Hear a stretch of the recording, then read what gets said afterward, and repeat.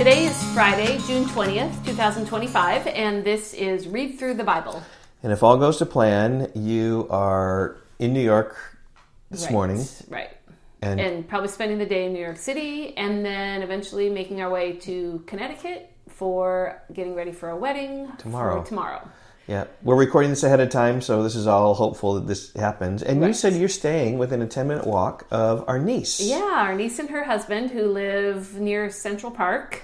And I'm really looking forward to seeing them and seeing where they live and what their life is like in the big city. Yeah, what a change than us living in the smallish city. Yes. Okay. So we're going to read today just one chapter. Deuteronomy 11 has a lot of the same themes that Deuteronomy 6 has as well. Just remember and don't forget. Remember what God has done. Remember your history. Remember God's faithfulness. Remember His law. And obey Him and love Him. Yep. Okay, verse 1 of chapter 11. You shall therefore love the Lord your God and keep His charge, His statutes, His rules, and His commandments always. And consider today, since I am not speaking to your children who have not known or seen it, consider the discipline of the Lord your God, His greatness, His mighty hand and His outstretched arm, His signs and His deeds that He did in Egypt to Pharaoh the king of Egypt and to all his land, and what He did to the army of Egypt and to their horses and to their chariots, how He made the water of the Red Sea flow over them as they pursued after you, and how the Lord has destroyed them to this day, and what He did to you in the wilderness until you came to this place, and what He did to Dathan and Abiram, the sons of Eliab, the son of Reuben, how the earth opened its mouth and swallowed them up with their households, their tents, and every living thing that followed them in the midst of all Israel. For your eyes have seen all the great work of the Lord that He did. It's interesting here. Deuteronomy is so much in Moses' 40th year, saying, remember all that the Lord has done. And here we go back to the Exodus and all that God did with the land with all the plagues. And then when they finally left to the Red Sea, and number 16, the rebellion of Korah, Dathan, and Abiram. And so we just we've already seen that. So it's not like a linear history he's describing here, but often going back and taking the whole account of Israel and their history. Yeah. And then he says, you shall keep the whole commandment that I command you today, that you may be strong and go in and take possession of the land that you're going over to possess, and that you live long in the land that the Lord swore to your fathers to give to them and to their offspring, a land flowing with milk and honey. And you have a star by that verse again? You should. I don't, Abraham but I should. Okay. That's the promise to Abraham. Okay. I was thinking, though, it says in verse 8, you shall keep the whole commandment, like you shall obey. And it's not just because God wants everybody to obey Him, but it's so that they will be blessed, so that you may be strong, so that you may live long, and be given this land. So. And he describes this land in verse 10, for the land that you are entering to take possession of is not like the land of Egypt from which you have come, where you sowed your seed and irrigated it like a garden of vegetables. But the land that you are going over to possess is a land of hills and valleys, which drinks water by the rain from heaven, a land that the Lord your God cares for. So I think that's an interesting contrast there. The land of Egypt in verse 10 is a desert land that can grow crops if they irrigate it, but in contrast, verse 11, the land that you are going to is naturally watered by the rain. Well, because, verse 12, I'll read again, a land that the Lord your God cares for. Like, God has cared for this land by giving it rain. And so the picture even he says is that I'm caring for this land. It's like I'm getting it ready. Watering it from heaven. Watering it so that when you come into the land, it's going to be flowing with milk and honey.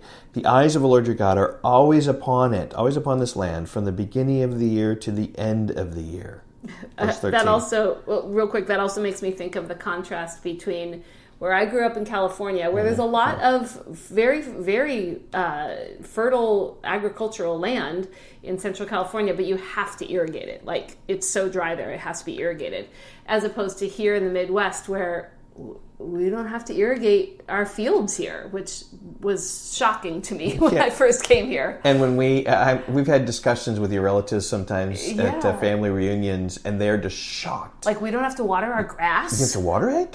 I mean, we could, but we don't have to. And they have to. Then the fields, too. Like, you don't have to water the field? What? And they just can't grasp their minds around. Like, many they just don't understand. It's just a different place. But I think that's similar to the contrast between Egypt and Israel at that time. Yep, that God cared for Israel, preparing this nice place. God's eye was always upon it, raining so that they would have, like sending rain so they would have this green land to take and possess. Yeah. Okay, verse 13. And if you will indeed obey my commandments that I commanded you today, to love the Lord your God and to serve him with all your heart and with all your soul, he will give the rain for your land in its season, the early rain and the later rain, that you may gather in your grain and your wine and your oil.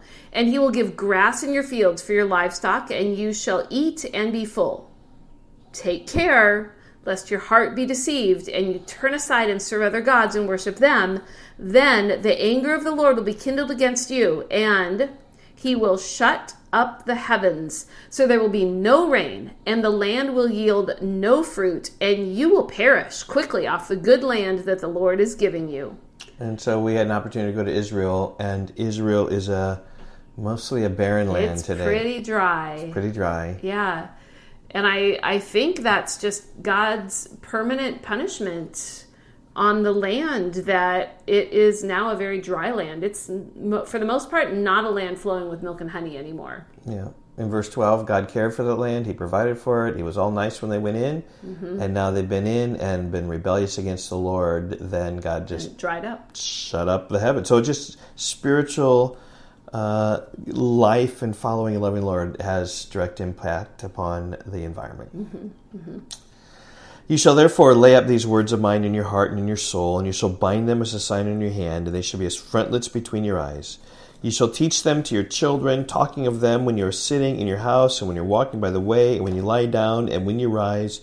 You shall write them on the doorposts of your house and on your gates. Deuteronomy 6.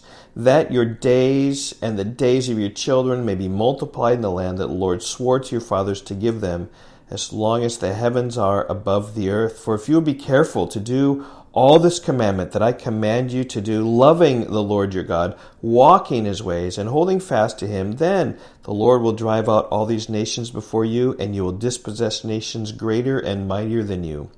Every place on which the sole of your foot treads shall be yours.